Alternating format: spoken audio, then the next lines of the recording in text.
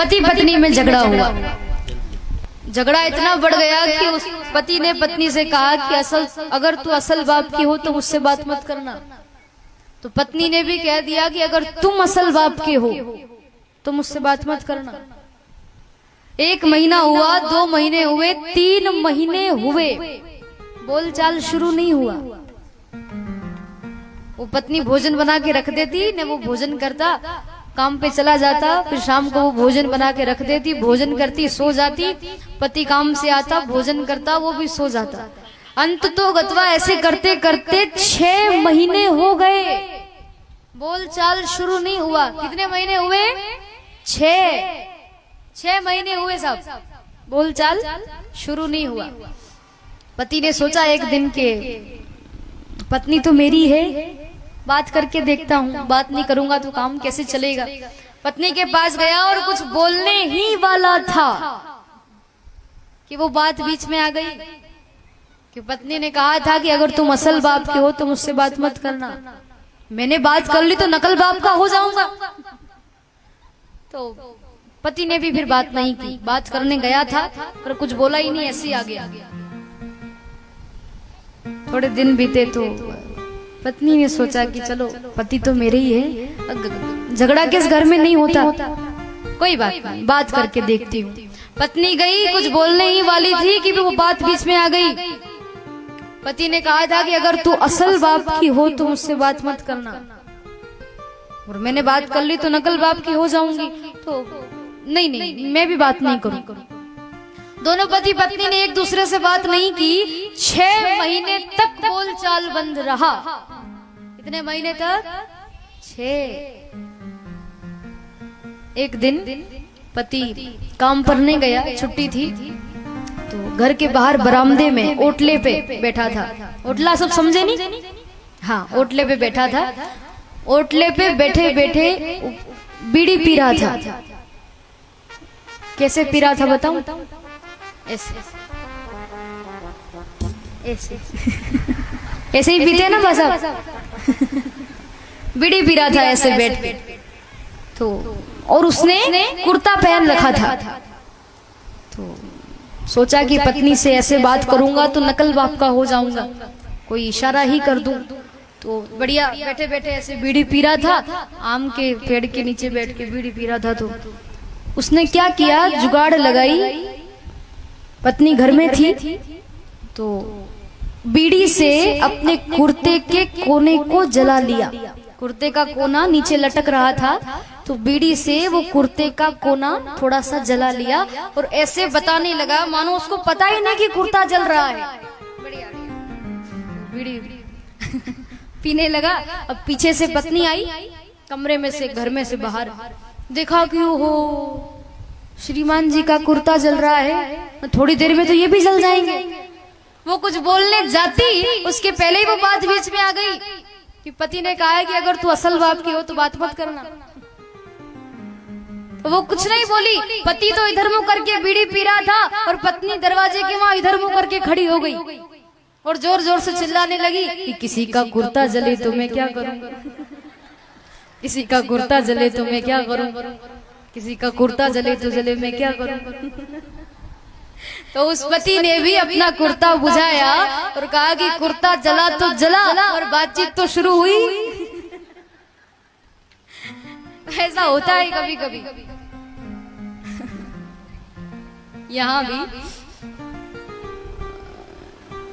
कैकेयी माता कोप भवन में चली गई। पति पत्नी का झगड़ा करने का भवन, जिसको कोप भवन कहते हैं। शाम का वक्त हुआ, संध्या का समय। दशरथ जी कैकेयी माता के भवन में आए। सांझ समय सानंद नृप गयहूं कैकेयी गेह, गवनु निठरता निकट किय, जनु धरु देह स्नेह। शाम के वक्त, संध्या के समय दशरथ जी कैकेयी माता के भवन में आते हैं। तो मंत्रा ने कह दिया कि वो तो यहाँ नहीं है, कोप भवन में है। तो कोप भवन सुनी सकूचे ही राऊ, बड़ा आश्चर्यचकित हुआ दशरथ जी को कि कोप भवन में कैसे जा सकती है, ऐसी क्या बात हो गई। तो कोप भवन में भागते हुए दशरथ जी आए और केकई माता गुस्से में बैठी थी, तो केकई माता के पास आकर बैठ गए और जाई निकट द्रप कह मृदुबानी, जाय निकट द्रप कह मृदुबानी, प्राण प्रिया के ही हेतु रिसानी, ओ प्राण प्रिया के ही है तू रिसानी, जाई निकट नृप कह मृदुबानी, जाय निकट नृप कह मृदुबानी, प्राण प्रिया के ही हेतु रिसानी, ओ प्राण प्रिया के ही है तू रिसानी, के ही हेतु रिसानी, के ही है तू रिसानी। दशरथ जी केकई माता के पास आकर के मधुर वाणी में कहने लगे, मेरे भाई बहन दशरथ जी की वृद्धावस्था तक काम वासना नहीं गई। बार बार केकई माता की तारीफ करने लगे, बार बार उनसे कहने लगे, बार बार कहराऊ सुमुखी सुलोचनी पीक बचनी, कारण मोहि सुना हो गज गामिनी निज कोप करी। बार बार तारीफ करने लगे। सुमुखी यानी सुंदर मुख वाली, सुलोचनी सुंदर नेत्र वाली, सुंदर आंखों वाली, पीक बचनी सुंदर बोलने वाली, अच्छा बोलने वाली, और गजगामिनी यानी हाथी की तरह चलने वाली। आप के रूठने का कारण क्या है? आप ऐसे गुस्से में क्यों बैठी हो? आपको क्या चाहिए? आपको किसी ने कुछ कह दिया हो तो बताओ। बार बार दशरथ जी तारीफ करने लगे कि क्या मांगना चाहती हो मांग लो, आप जो मांगोगी मैं आपको देने के लिए तैयार हूँ। आप गुस्से में बैठी हो, मतलब आपको कुछ न कुछ मांगना है, तो क्या मांगना चाहती हो मांगो। केकई माता गुस्से में आकर कहने लगी, मांगो मांगो पे कहूँ पीर, कबहु न देहु न लेहु, देन कहेहु वरदान दुई, तेहु पावत संदेहु। केकई माता गुस्से में कहने लगी कि बार बार कह रहे हो कि मांग ले, ना कुछ देते हो ना कुछ लेते हो। मेरे पहले के 2 वरदान हैं, मुझे तो उन्हीं की शंका हो रही है कि वो मुझे कब मिलेंगे। दशरथ जी कहने लगे कि हाँ हाँ तुम क्यों चिंता करती हो? अरे केकई तो मुझे ही झूठा बना रही है। 2 वरदान की बात करती है, 4 वरदान मांग ले। झूठे हम ही दोष जन देहु, दुई के चारी मांगू मकुले, क्योंकि रघुकुल रीत सदा चली आई, प्राण जाई पर वचन न जाई। देवी हमारे रघुकुल की ये रीत है कि जो राजा कह देता है फिर उसका वचन सत्य है, और तू है कि मुझे झूठा बना रही है। 2 वरदान की बात करती है तो 4 वरदान मांग ले। क्या मांगना चाहती है? मांग।